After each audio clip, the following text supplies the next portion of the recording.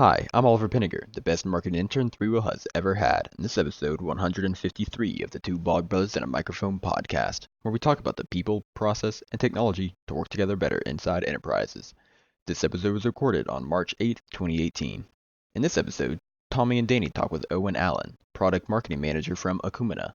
They talk about how they first met while Owen was on the SharePoint team at Microsoft, different places where they worked together, and where Owen is working now. They discuss build versus buy when it comes to building a digital workplace on Office 365 and how Akumina fits into that picture. Enjoy this episode and thanks for listening.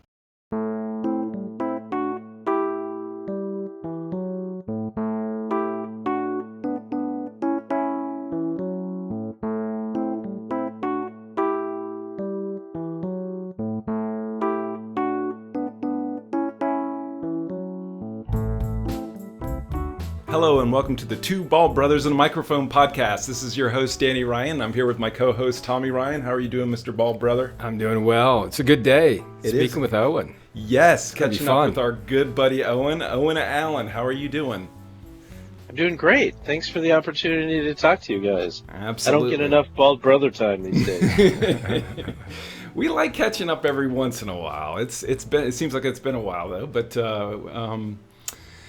so let's start with the backstory. Where did we first meet each other? Was it you were? Is this when you were in the SharePoint product team? Is that where this whole thing started? Boy, would have been maybe 2009 or 2010 or. It was the Ignite training, I believe, for early adopters. Oh. You were down in Atlanta. The training in Atlanta? Yes. Yeah, that could have been it. Yeah, definitely. The early. Oh wow, what was the name of that? It was some sort of early ninja training that we did for developers. I say they called it Ignite, but Did they call it Ignite back then? it was before the Ignite It might have been an conference. Ignite program, definitely. That was a good tour, a training tour. And then after 2010 launched, we did a bunch of Azure training, and I came back to you guys when I was with PingR, and you guys developed a good portion, if not the majority, of the PingR SharePoint application as we interface that entity extraction artificial intelligence tech Nice. into SharePoint. Nice. That was us. Was that Tommy or me? I forget which one of us did that. No. We didn't. I think it was a late night coding session, and both of you guys were just bald brothering it away. It was amazing. And we worked on the white paper. the white before paper too, the ISV white paper. Oh, that's Remember right. that? I know That's you're trying to right. forget that, but we did do that together. No, that was a good white paper. We should refresh that We for should. SharePoint 2010. I wonder what You know- that I love the in the back of it where you had sort of like the landscape of all the different vendors that were out there. Remember that ISV map? That Yes. ISV map Yes, based on. How can I forget, Owen? How can I Wow. forget? Yeah, I thought it was That was- really helpful. It was at the time, and you know what? I think that it's actually a cycle that we've reached now, where SharePoint 2010 was a very solid platform for ISVs to build on, Mm-hmm.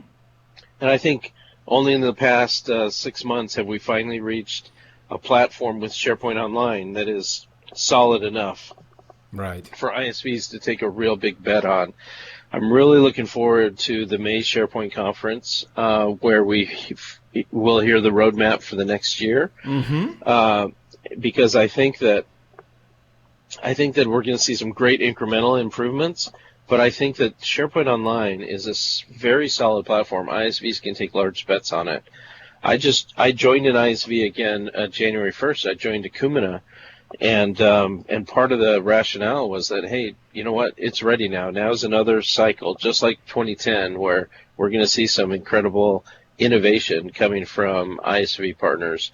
And then the system integrators are going to add their imagination and their wisdom to these ISV solutions. And I think over the next 2 years, we're going to see some really good stuff coming on top of SharePoint Online, even better than we've seen so far. That's great. Maybe it'd be interesting to take a look at that and see if it's the same players who are going to come out, and because it was both vertical and horizontal solutions, right? I want to say. You I know, haven't looked at it in a while, but I want to say it was both.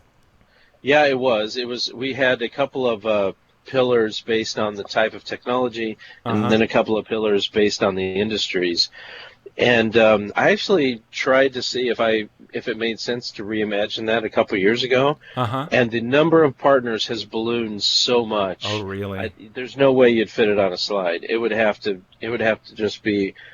You know that old gray bar paper or green bar paper Mm-hmm. from the mainframe frame printouts. It would have to be reams of that stuff. There's so many partners out these days. It's crazy.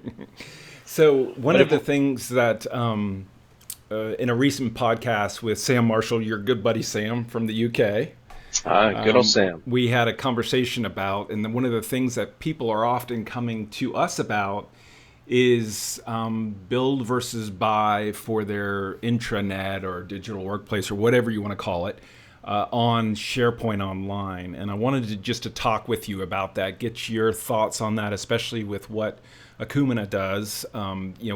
Just want to have a conversation about that. First off, there seems to be, I guess, Akumina differentiates itself from just sort of like a layer on top of SharePoint. Just tell me more about the product and sort of like the philosophy behind the product. Well, thanks. That's a great opportunity to tell you about Akumina. Akumina is a scalable intranet platform on top of Office 365, and I use the word scalable because there's you have to scale it in a couple of different ways. Technologically, you can scale it because we do a magic thing with the SharePoint web parts where we can host that functionality in our Azure service, and then we can scale the distribution of what we call widgets across many different SharePoint sites. And so when you have to update functionality, you don't have to update every SharePoint page. You can update it in one place, Okay. and it scales across the enterprise. The other place where you have to have scalability is you have to be able to cross between an IT solution and an HR or a corp comms, a people solution. Uh-huh. And so you have to be able to scale at how are you messaging and how are people going to interface with this. People need to be able to choose their own experiences, and we need to be able to scale in all of these third-party applications that the company is using from other parts of their organization, such as finance applications or ERP applications or time management or learning management systems. We have to scale to bring these kinds of things in, and so I think the workplace that this digital workplace that needs to be provided to employees uses Office 365 as the base, but it really needs to have a larger umbrella on top that's bringing this in. And Akumina is doing a good job with its customers of bringing that in. And so we provide the product, and we have wonderful system integrator partners that help make that a tremendous experience, building on top of our scalable portal interface. So this is something that's, I would say, in between the build versus buy. This is more of like a something where you're able to put something together. So you're not building on top of Office 365 directly. You're working with your product to put together the building blocks for the final solution. That's correct. Okay. I think you're right. It probably is a little bit in between a build versus buy. We don't necessarily replace the Office 365 pieces. We just you're buying additional capabilities on top of Office 365. Gotcha. And it sounds like you work closely with SIs to go and develop more like line of business applications, or how does that work? Well, we actually, that's a great question. So we actually have what we call workspaces, which is a configurable business object, a configurable envelope that can work in any industry. We have customers using it in the finance industry and in the architecture industry and in the commercial real estate industry, and all of these people, they can build a industry solution based on this building block. And so you use Akumina and you buy this workspace, which lets you manage all of these entities, and then the system integrators can help the customer target that into their industry. So it's kind of like buying the framework for an industry solution. Nice. Any questions, Tommy, as we go along here? Within that, are there specific web parts that are included, or what are the components that go into that package? Inside of the workspace element? Right. So when you define a workspace, you define, for example, we have a customer that would have two types of workspaces, one a commercial loan and one a residential loan. Mm-hmm. And then when you define a new loan application comes in, let's say for a commercial loan, a new workspace is created. And what you've done is you've defined what is created at that time. It might bring in a feed about the latest interest rates. It might bring in a feed where you type the loan application, the person's history, or their history with your company, or history about the product that they're asking for the loan on, etc. So it brings these a defined set of data feeds and dashboards so that the loan adjuster can have all the work that they need to do there in front of them. Okay. So it's like provisioning out a site based on some key data elements that define what need to come into that site. That's right. A site that has different states, different milestones, different metadata, different people assigned to it. So it also includes a monitoring system and a reporting system that lets you track and filter across all of the defined workspaces. Okay. Does Akumina, is it run on Azure, or how is it set up? So that's a great question. The logic behind these pages are in Azure, okay, but the pages themselves are all SharePoint pages, whether it's a classic page or whether it's a modern page. Both types of pages you can use to build out the Akumina solution. Mm-hmm. And so, but there's an Azure-based logic element we call the application manager that runs inside of Azure, and that can run inside the customer's Azure or inside of an Azure that we host to make it simpler for the customer. And my understanding from previous conversations with you is the data that you guys are accessing are stored in SharePoint lists and document libraries. There's no other data store out there that you're working with. That's right. Yeah. While some of the widget and application logic is in the application manager, all of the data is in document libraries and lists. So your other applications that act on that data or populate that data work fine, and then you open up a workspace in Akumina and it's working on the same data. Mm-hmm. I will say that the modern site pages are really turning out to be a pleasure for us to work with. Good. We have a web part that goes right on the modern site page that lets you choose any of our widgets and put them on the modern site pages. So you can take the widgets that you've built anywhere and stick them on the modern site pages. So you can have the Akumina scalability regardless of what type of sites that you're building. Awesome. And saw that you guys won, and we mentioned Sam earlier, you won an award for multinational corporations, which was cool. So it sounds you must be working with multinational corporations then. Yes. We do. We have a multilingual capability set up both for the content and for the menus and navigation, etc., and for the static side of the sites, etc., as well as the content management side. So we have multilingual throughout. And we have quite a few customers that are in Europe and Southeast Asia that are using this. And so whether or not they're using multiple regions in Office 365, they may not be. They may still need to have multilingual requirements for their site or multinational requirements for their sites. And it can be independent of whether or not they're leveraging the multi-geos in Office 365 or not. Some of them are, some of them aren't. And one of the things out of the report was that more and more organizations or more and more product companies are working with larger organizations, so people in the tens to hundreds of thousands of people using these products. Right. Which is great from our perspective, great to see, because the reason why we build collaborative solutions is because we want lots of people to use them as a greater impact. And so it's good to see that it's not just addressing the SMB space. Right. In fact, I think that there's a little bit of a spectrum between the smallest companies or the smallest sites inside of a company, might be looking to buy just add-ons or looking to buy just web parts or looking to buy skins, all the way up to, hey, I'd like a portal that skins my SharePoint site, and then you might get more and more complex, and there might be 7 or 8 or 9 different layers of complexity up here. We certainly do target the medium to large company.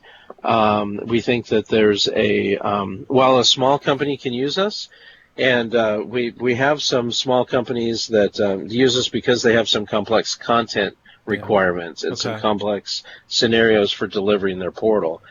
But the biggest value add for this type of technology for scalable portals is where you do have a larger number of employees.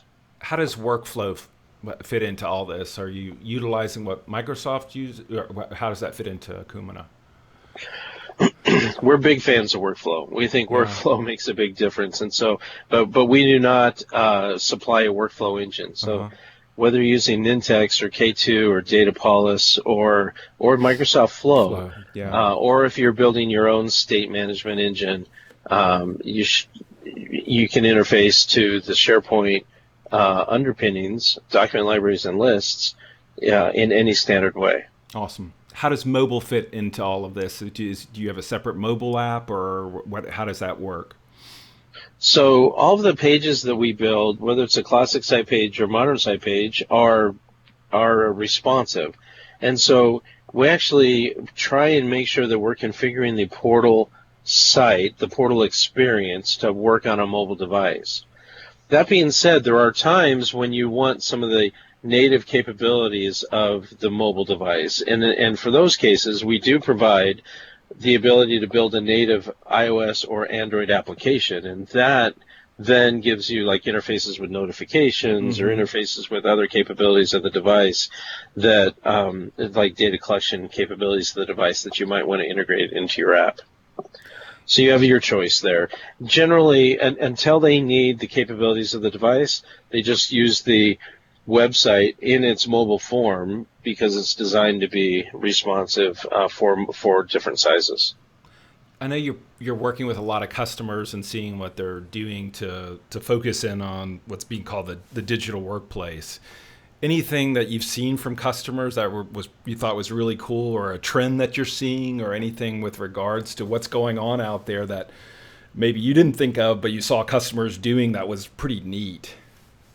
That's a great question, and I'm really glad you asked that, because there's been 2 ways that my mind has been expanded in the short time that I've been with Akumina. As I've been, before I was with Akumina, I deployed teams a couple of different places, and I helped companies implement technologies and help them build strategies around that. But now, with Akumina, when I'm talking to customers about the digital workplace, there's 2 primary areas. One of them is that traditionally we've always been focused on corporate applications and corporate usage, and there's probably a somewhat of an argument to say, hey, some of that corporate is going to be the branded cultural piece, the intranet portal that Akumina can provide on top of 365, and then other pieces of that corporate piece will be out of the box SharePoint, out of the box Office 365 components. But then when you expand beyond the corporate employees and you say, who are my field employees, who are my workers at my plants, and who are my workers across the company, now all of a sudden you have a higher importance on how do I communicate the culture to these people, and how do I make it so they don't have to know how to use Office 365. They know how to. We need them to do their work, so we need to make that experience as easy and as straightforward and as discoverable and as easy for them to learn as possible. And so that takes a more branded experience and a more cultural aware experience that fits with their company. So I've seen so that importance has raised in my mind in the short time I've been here. And the other one is that if I'm only building a people solution or if I'm only building an IT solution, those are great, but they're not helping the most of the employees until I combine them, until I get my IT leadership and my HR leadership in the same room. Mm-hmm. And we're talking about what's the real purpose and how do we meet that purpose with IT. I think that is a conversation that is going to continue to grow throughout this year and the years to come, about how do we make our organizations work together with common goals, and no longer do we have an IT goal to enable and an HR goal to enable, but we're putting them together to enable the whole company. Awesome. One last question. I know you were recently at a conference in Branson. How did that go? Anything you took away great. from that? Tell me more about that. Well, I'll tell you, it was the North American Collaboration Summit, and it was hosted by one of the Microsoft MVPs named Mark Rackley.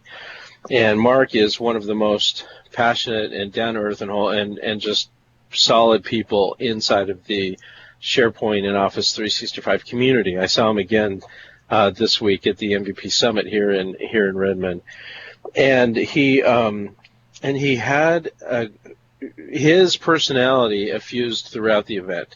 So wherever you were in the event, you knew that it had the Rackley seal of approval on it, if you will. Mm-hmm. And he curated the list of speakers that was there. We were blessed enough to be able to give a session, and he curated the list of sponsors and then watched over the event, and he focused on activities for the events with the community.